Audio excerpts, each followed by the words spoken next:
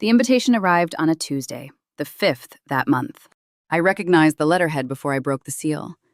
Ladies' Charitable Society, embossed in gold that probably cost more than most families spent on food. I didn't need to read it. They wanted money, same as always, same as everyone. I tore it in half, then quarters, then kept tearing until the pieces were small enough to disappear. They drifted into the fireplace like snow, caught flame, and died. Just like everything else I touched. 5 years I've been doing this. 5 years since my husband died and left me his railroad fortune, the finest house in the territory, and a loneliness so thick I could taste it. Metal and ash, that's what loneliness tasted like. I'd learned that the hard way. The worst part wasn't the isolation. It was knowing I'd chosen it. After the funeral, God, that funeral, I'd watched them circle like vultures. Friends who'd never visited suddenly remembered they cared. Distant relatives appeared with sad faces and hungry eyes. Everyone had a cause, a need, a dying wish they were certain my husband would have wanted me to fund. Martha Henderson, who'd served tea with me for 3 years, actually praised my generosity at the reception. 2 weeks later, when I closed my charitable fund, she stopped calling. Just like that. 3 years of friendship revealed as 3 years of investment. That taught me everything I needed to know about people. I ate dinner alone that night. I always ate alone. The kitchen was easier than the dining room, that massive, echoing cathedral of a space I'd stopped entering except to dust. My housekeeper, Mrs. Chen, set 1 plate, 1 fork, 1 knife. She'd learned not to ask questions. I paid her well for silence. The coffee was bitter. I'd forgotten how to make it any other way. Sugar seemed pointless when you were drinking alone. Sweetness was for people who had something to celebrate. Through the window, I could see the west wing, where water damage had spread dark stains across the ceiling. Winter storms had been brutal this year. I'd need to hire someone for repairs. The thought exhausted me. More strangers in my house, more careful watching, more waiting for the moment they'd ask for something extra. But it had to be done. The house was all I had left. The house and the money and the exquisite, perfect silence. I washed my single plate and went to bed early. The bedroom felt too large, even after 5 years. I still slept on one side, leaving the other untouched. Old habits. Dead habits. I should have known that hiring a carpenter to fix water damage would crack everything else open. I should have known better than to trust silence to last. But I didn't know. Not yet. I hired him based on reputation alone. Thomas Garrett, carpenter. Someone in town mentioned he did good work, kept to himself, didn't gossip. That last part mattered most. He arrived on a cold morning, wagon loaded with tools. I handed him the work order through the barely opened door, already planning my surveillance route. Watch from the window, monitor his movements. Wait for the moment he'd notice the expensive furniture, the imported rugs, the obvious wealth. Wait for the calculation to begin. It never came. 3 days he worked, and I watched every moment I could without being obvious. He measured, he sawed, he hammered. During lunch, he sat on the porch steps and ate food he'd brought. Simple things, bread and cheese. He didn't peek through windows, didn't ask Mrs. Chen questions, didn't compliment anything. That unnerved me more than nosiness would have. I was prepared for manipulation. Silence. Honest silence. I didn't know how to read. On the 3rd day, he needed to examine the dining room. Water damage extended further than expected, he said. I let him in, standing in the doorway like a warden. He walked the perimeter slowly, running his hand along the walls, checking the crown molding. Then he stopped, looked at the empty space where a table should be. 20 chairs lined the walls like abandoned sentries. Planning to entertain? He asked. The question was casual, almost offhand. No judgment in his voice, just curiosity. I gave him my standard answer. No. He nodded, pulled out his measuring tape. The metal sang as he extended it across the room. He wrote something in his notebook, squinting at numbers. Then why have it? 4 words. 4 simple words that shouldn't have landed like stones in still water. But they did. ripples spreading, disturbing surfaces I'd kept carefully calm for 5 years. I had no answer. The realization burned. I always had answers. I'd perfected the art of deflection, of polite dismissal, of ending conversations before they started. But standing there, watching him measure my empty dining room, I couldn't think of a single thing to say. He didn't press, just went back to examining the water damage, making notes, calculating repairs. Like the question had been rhetorical. Like he didn't care if I answered. That night, I couldn't sleep. I stood in the dining room at 2 a.m., counting chairs in the dark. 20 seats. 5 years empty. The moonlight made shadows of furniture that had never served its purpose. Why did I keep this house? Why did I keep anything? I'd told myself it was about maintaining dignity, about not letting them win by forcing me into something smaller. But standing there alone, I wondered if dignity was just another word for prison.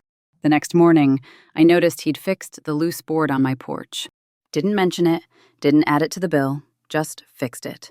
Left the firewood stacked neater than Mrs. Chen ever managed. I watched him speak to her while she brought water. His voice was gentle, patient. She actually smiled. Mrs. Chen, who barely spoke, smiled at something he said. He wasn't performing. That's what unsettled me most. I'd perfected reading people, watching for the moment their eyes calculated my worth instead of seeing me. His eyes just measured wood, just saw repairs that needed doing. His silence wasn't waiting for my confession. It was just silence. Peaceful silence. The kind I'd forgotten existed. I didn't know then that some questions don't need immediate answers. They just need time to grow, quiet and persistent, until you can't ignore them anymore. The sound of sawing woke me a week later. I'd given him the repair schedule. 2 more days of work on the water damage.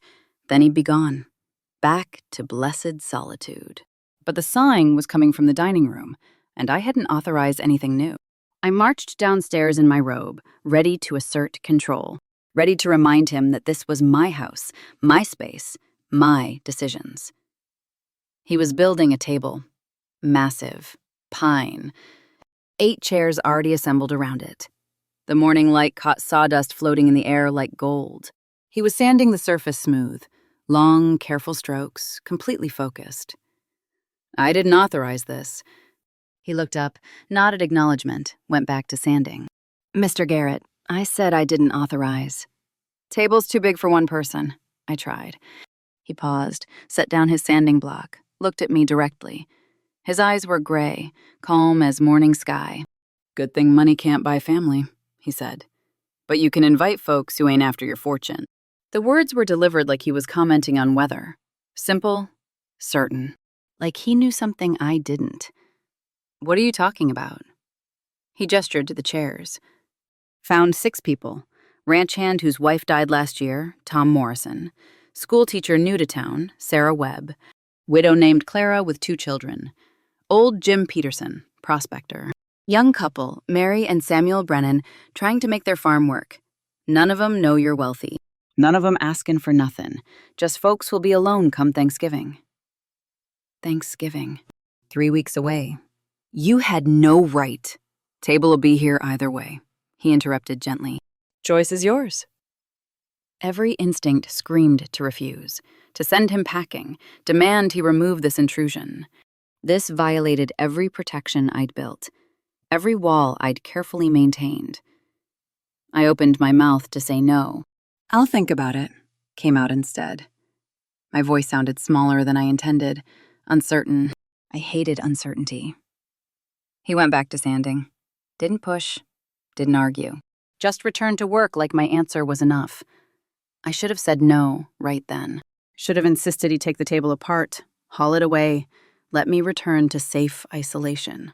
Instead, I stood there, watching him work. The table was beautiful. Honest pine, no pretense. 8 chairs that actually looked comfortable instead of decorative. 8 people who didn't know I had money. The thought lodged somewhere between my ribs. What would that be like? To sit at a table where no one was calculating donations, where conversation wasn't. An investment strategy? I'd forgotten what that might feel like. Over the next few days, he finished the table. I didn't send him away. Didn't demand removal. That itself felt like surrender. Every morning, I'd wake up planning to refuse, and every evening the table would still be there, gleaming in the empty room. The table was an invitation I hadn't accepted, a future I hadn't agreed to. But I couldn't quite bring myself to refuse it either. I touched the table's edge one night when I thought no one was watching. The wood was smooth, warm under my fingers. Pine, honest, real. I'd spent 5 years surrounding myself with expensive imported furniture, things chosen for display rather than use. I'd forgotten furniture could be about people instead of status. I'd forgotten a lot of things. The choice sat there, solid and patient. 3 weeks until Thanksgiving. 3 weeks to decide if 5 years of protection was wisdom or just another kind of dying. The repairs stretched longer than expected. Not because he was slow. Thomas worked steadily, efficiently, but because he kept finding small things to fix. The loose window frame in the study, the sticking door in the hallway. Things I'd learned to live with, he couldn't seem to leave broken. I started watching differently. Not for angles anymore, but with actual curiosity. He hummed while he worked. Not loudly, just a low sound that filled silence without demanding attention. Sometimes it was hymns, sometimes tunes I didn't recognize. The sound made the house feel less empty. I'd lie if I said I didn't listen for it in the mornings. Mrs. Chen brought him water one afternoon. I watched from the window as he thanked her, asked about her garden. She talked, actually talked, for 5 minutes about her struggling tomato plants. He suggested moving them to the south side, mentioned something about drainage. She smiled again. 3 years she'd worked for me, and I'd seen her smile more in 1 week with him than in all that time. What did that say about me? I started making extra coffee without thinking about it. Told myself it was politeness, basic hospitality. But I caught myself timing it to his breaks, setting the cup where he'd find it. He'd nod thanks, drink it there on the porch, watching the sky like it held secrets. Being alone's different from being lonely, he said one afternoon. I brought coffee, was turning to leave. The word stopped me. What? Just thinking. I lived alone 2 years after my wife died. Kept telling myself I was fine with it. Took me too long to figure out I was lying. He said it casual, looking at clouds instead of me. Not asking for sympathy, not demanding I share in return, just talking. I'm sorry about your wife, I said. Me too. He sipped coffee. Emily. She was a school teacher. Loved books more than breathing. Died in childbirth. The baby, too. The grief in his voice was old, worn smooth by time. Not raw anymore, just there. Part of him. I sat down on the porch steps. Didn't plan to, just did. My husband built railroads, I heard myself say. Connected people, he used to say. Brought the territory together. I paused. The money came later. Lots of money. Too much money. Money shows you who people really are, Thomas said quietly. That's a hard gift. Yes. God, yes. Someone who understood. We sat in silence after that. But it wasn't awkward. Wasn't heavy. Just 2 people who'd survived loss, sitting in autumn sun, drinking coffee. I wondered when his footsteps had become familiar. When I'd started listening for the sound of his arrival. When his presence had shifted from intrusion to something else. The table sat in the dining room, both promise and threat. 2 weeks until Thanksgiving now. I hadn't committed. Hadn't refused. The uncertainty felt like standing on a cliff edge. Terrifying, but also strangely alive. One afternoon, I watched him fix Mrs. Chen's broken chair. The same care he gave to expensive repairs, he gave to her simple furniture. Sanding it smooth, tightening joints, making it solid again. You treat a servant's chair like it matters, I said. He looked up, confused. It does matter. She sits in it, doesn't she?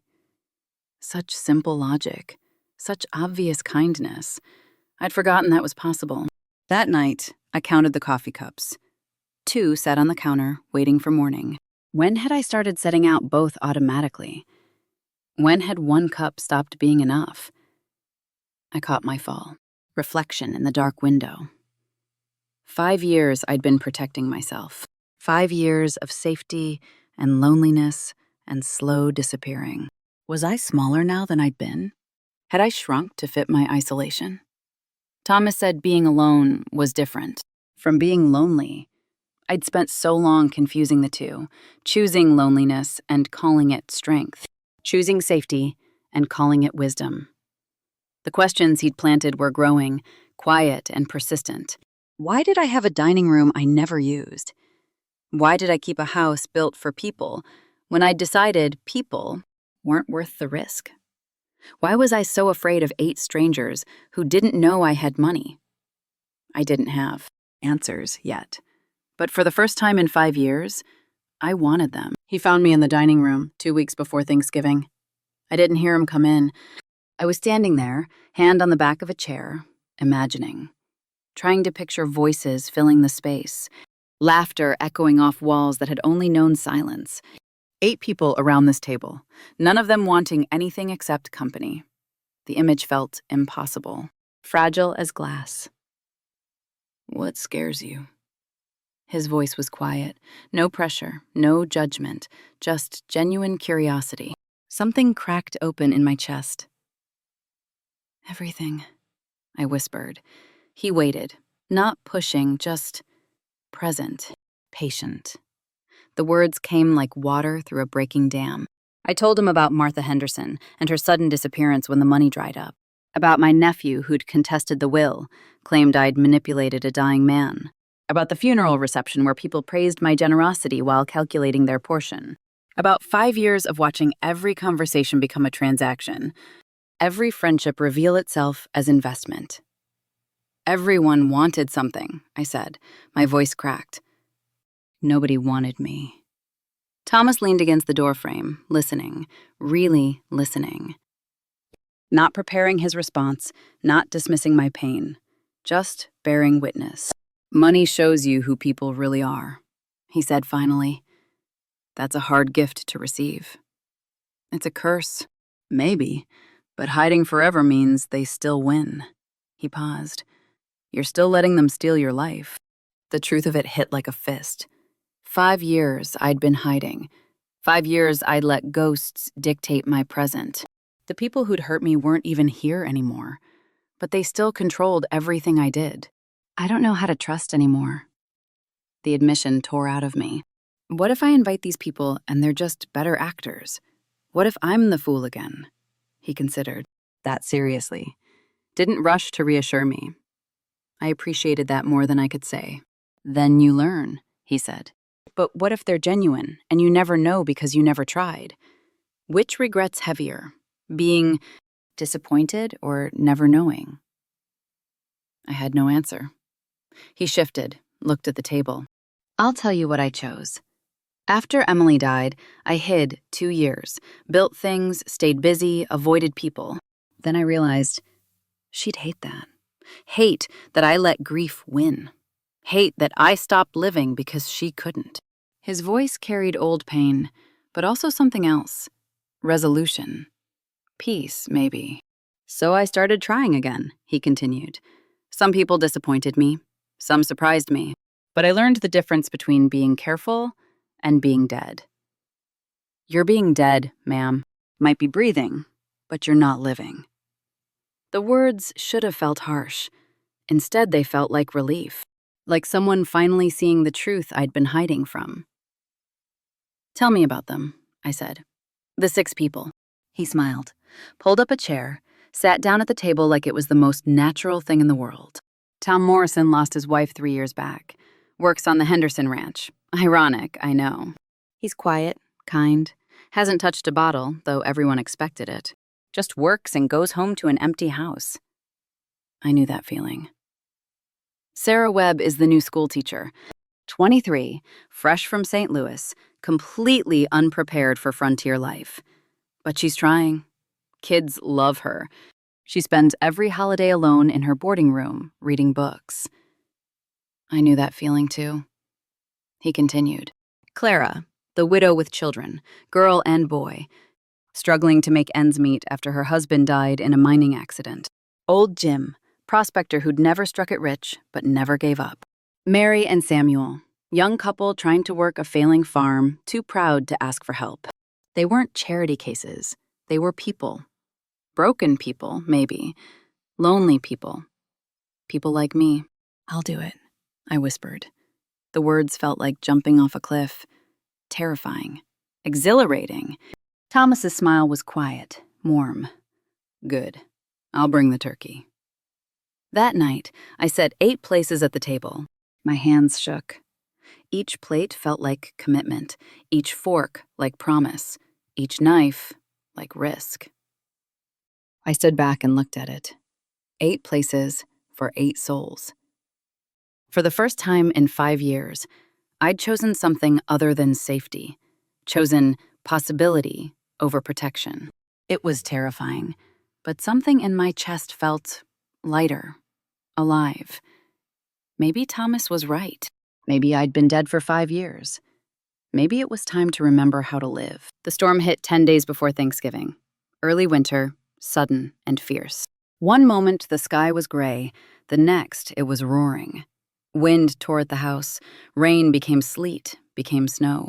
Power failed within an hour. Thomas was trying to leave when his wagon wheel broke. I heard the crack from inside, saw him standing in the yard, snow already coating his shoulders, staring at the splintered wood. "You can't stay out there," I called from the door. He looked at the broken wheel, then the darkening sky, then me, nodded once. We stood in the foyer, snow blowing in around us. Water pooled on expensive floors, the wind howled, and I realized I hadn't been this close to another person in 5 years. Hadn't shared my space, my air, my isolation. Everything just changed. The first night, we were carefully polite. I offered the guest room. We ate separately, me in the kitchen, him somewhere. I didn't ask. The house creaked and groaned around us, storm battering walls like it was trying to get in. Or maybe trying to keep us in. Second morning, power still gone. Mrs. Chen couldn't make it through the snow. We needed to move furniture to stay warm, consolidate heat in fewer rooms. Couldn't do it alone. We worked together, dragging chairs, pushing tables. His strength made it easier. My knowledge of the house made it efficient.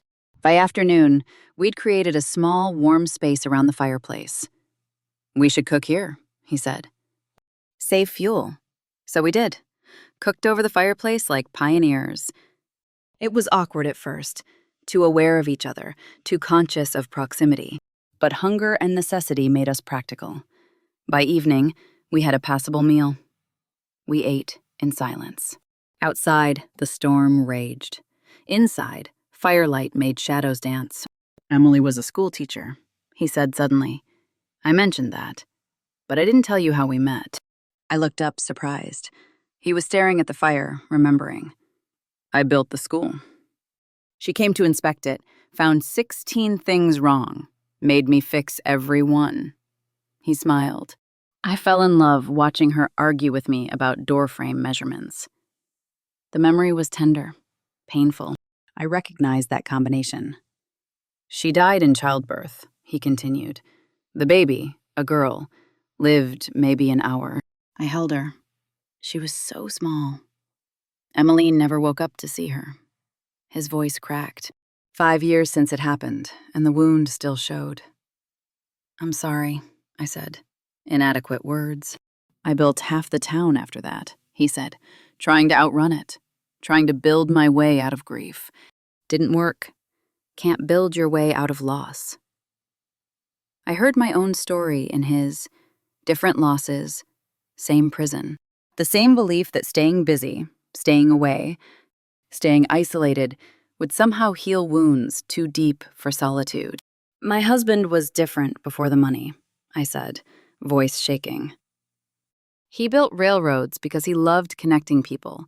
Then the fortune came and everything corrupted. People changed around us. Or maybe we changed. I don't know anymore." "You didn't change," Thomas said quietly. "You just learned to protect yourself. Nothing wrong with that." I've been protecting myself for 5 years. When does protection become prison? He looked at me directly, firelight caught in his gray eyes. When you stop choosing it and start enduring it. The truth of that settled like snow. I'd stopped choosing isolation years ago. Now I was just enduring it, surviving it, letting it define me. What if I've forgotten how to be a person instead of a checkbook? The confession tore out. What if I sit at that table and have nothing to offer? He didn't rush to reassure me. Didn't offer platitudes, just considered it seriously. Then you practice, he said finally.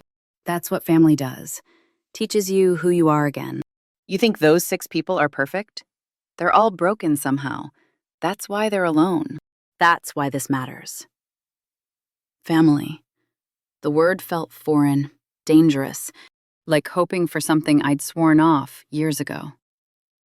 The storm raged 3 days. 3 days of shared space, shared meals, shared stories. We talked about loss and loneliness and the slow work of healing. We talked about his wife and my husband and the people we'd been before grief reshaped us. The 3rd morning, storm cleared. Sun broke through clouds like a promise. Roads would be passable soon. He could leave. I could send him away. Instead, I asked him to stay for supper. We ate at the kitchen table. 2 plates, 2 people. 2 souls who'd survived loss and isolation and were slowly, carefully, learning to risk connection again. It felt like practice. It felt like promise. 3 days before Thanksgiving, I woke up at 3 a.m. with my heart racing. The invitations were sent. The food was ordered, the table was set, and suddenly, catastrophically, I knew I'd made a terrible mistake. They're using you. The voice in my head was certain, vicious. You're a fool. They'll take and take. They always do. Run, cancel, lock the doors. My hands shook as I lit the lamp. By dawn, I'd written 7 notes, 1 to each guest. Unexpected circumstances. Unable to host. Sincere apologies. Formal, distant, safe. Each note was a retreat back to the fortress. Each word was surrender to fear. I told myself this was wisdom, not cowardice. Told myself 5 years of protection couldn't be wrong. Better to disappoint them now than be destroyed later. Better alone than exploited. I held the notes, ready to seal them, ready to run back to safety. To loneliness, I understood. To isolation that couldn't hurt me anymore. The sound of a wagon made me look up. Thomas was bringing chairs, borrowed from the church, he'd said. 8 more, in case we needed them. In case the family grew. He saw the notes on the table, read my face like he'd read his measuring tape. Careful, precise, understanding. You don't have to do this, he said. I know. You're not trapped in that dining room. Choice is still yours. Always will be. He sat down heavy in one of the kitchen chairs. Looked tired suddenly. Old. I'll tell you what I learned, he said quietly. Sometimes the brave thing isn't building walls. It's opening doors. Walls kept me safe 2 years. They also kept me half dead. He stood, prepared to leave. Didn't argue, didn't judge. Just, you can survive anything. Question is, do you want to just survive or actually live? The door closed behind him. I was alone with the table. 8 chairs, 7 cancellation notes. I could send them, could dismiss Thomas, could return to safe, known loneliness. 5 years of protection couldn't be wrong. Could it? I saw my reflection in the polished table. Saw a woman who'd survived her husband's death, survived the vultures, survived 5 years alone. A woman who was stronger than she believed. A woman who'd forgotten she was strong. What if I was strong enough to survive connection too? I thought about the 8 chairs, 8 souls. What if they were genuine? What if this was my one chance at real connection, and I was throwing it away because ghosts still haunted me? Fear is easier than hope. Fear asks nothing but surrender. Hope demands courage. Did I have any courage left? I thought about Thomas's words, survive or live. I'd been surviving for 5 years. I was so tired of just surviving. I picked up the first cancellation note, held it, felt its weight, the weight of safety, of isolation, of slow dying. Then I tore it in half. The sound was final, irrevocable. I tore the second note, the third, the fourth. Each rip was a commitment. Each piece was old fear released. By the time I finished, the floor was covered in paper snow. The invitations still stood. The table was still set. Thanksgiving was still coming. I'd survived my husband's death, survived the vultures, survived 5 years alone. Maybe, terrifyingly, hopefully, I was strong enough to survive connection too. Maybe that was what courage looked like. Not the absence of fear, but walking toward something despite it. 3 days. 3 days to discover if I'd chosen bravery or foolishness. 3 days to learn if hope was luxury or necessity.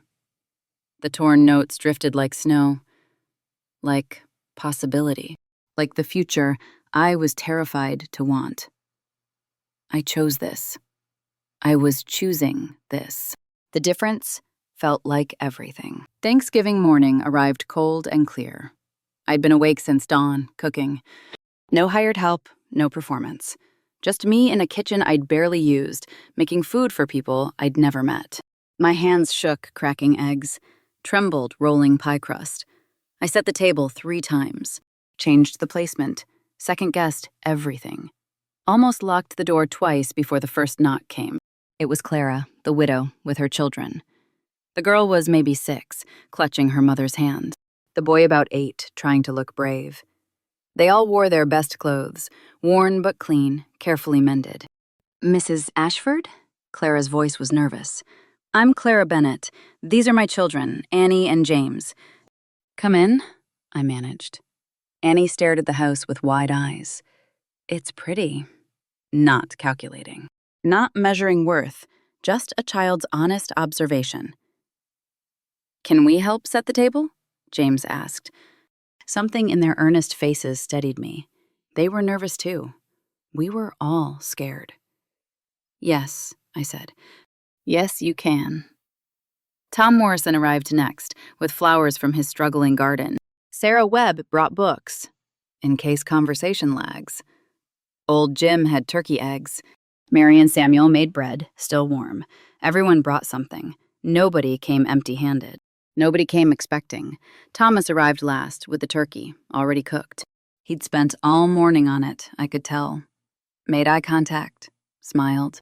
A small smile that said, "You're doing fine. You're brave." I needed that. 8 souls around the table. Thomas said grace. Simple, honest. Thanked God for food, for company, for second chances.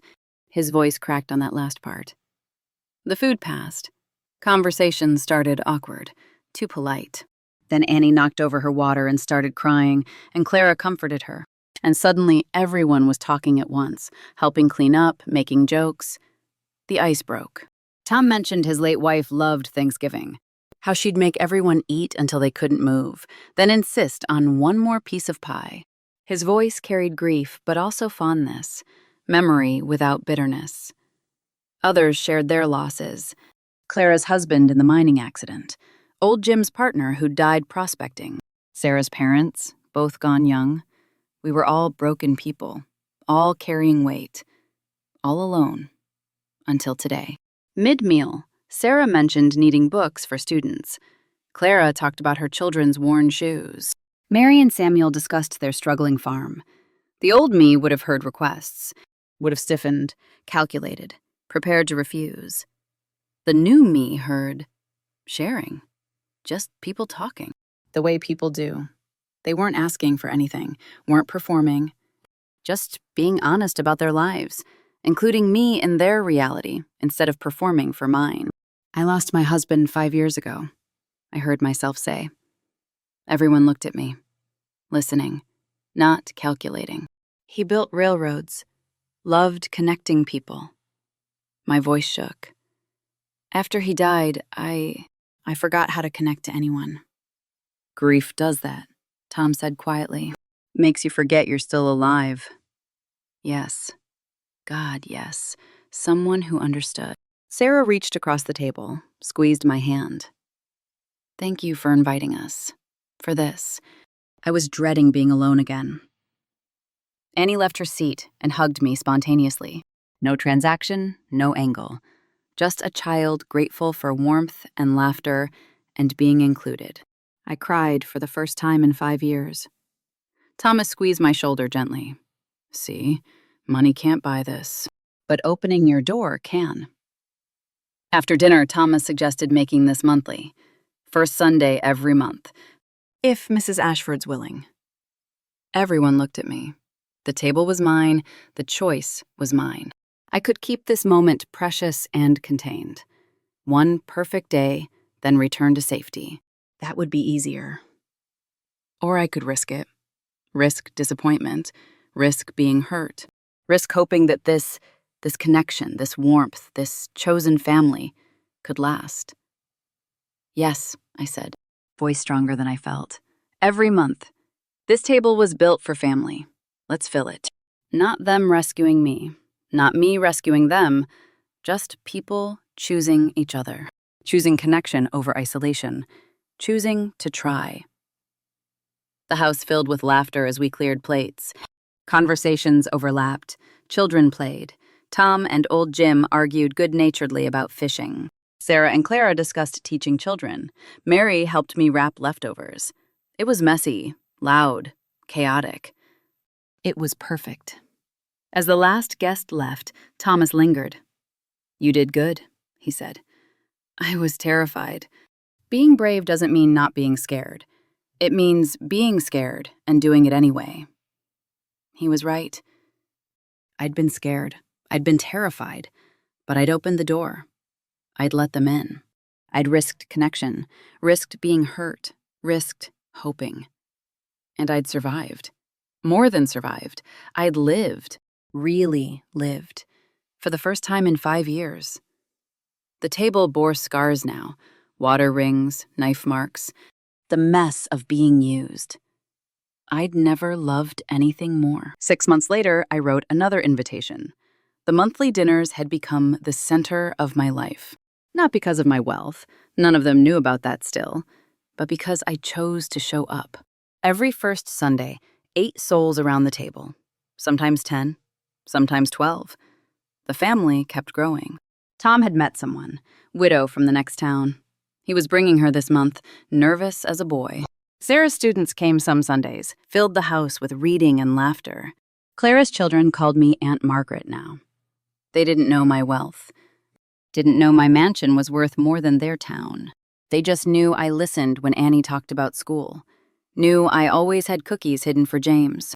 Mary and Samuel had their baby 2 months ago. Named him Henry, after my husband. They didn't know about his railroad fortune.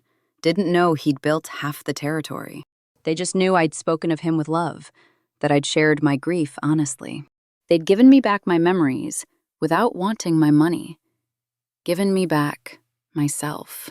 Old Jim brought his nephew to dinner last month. The nephew stayed, found work, started coming regularly. The table was too small now. We squeezed in chairs, made it work. Thomas still came. To pairs sometimes, mostly just coffee. We'd become something. Not rushed, not named. Just 2 people who'd learned that walls keep you safe, but doors keep you alive. He taught me woodworking. I taught him better reading. We worked in comfortable silence, shoulders touching occasionally, finding peace in each other's company. Maybe it was love. We hadn't said it, didn't need to. The way he looked at me said enough. The way I waited for his footsteps said everything. We were 2 people who'd survived loss, who'd hidden. Who'd learned, slowly, painfully, to risk living again. The garden Tom helped me plant was thriving. Tomatoes, beans, squash. Mrs. Chen taught me canning.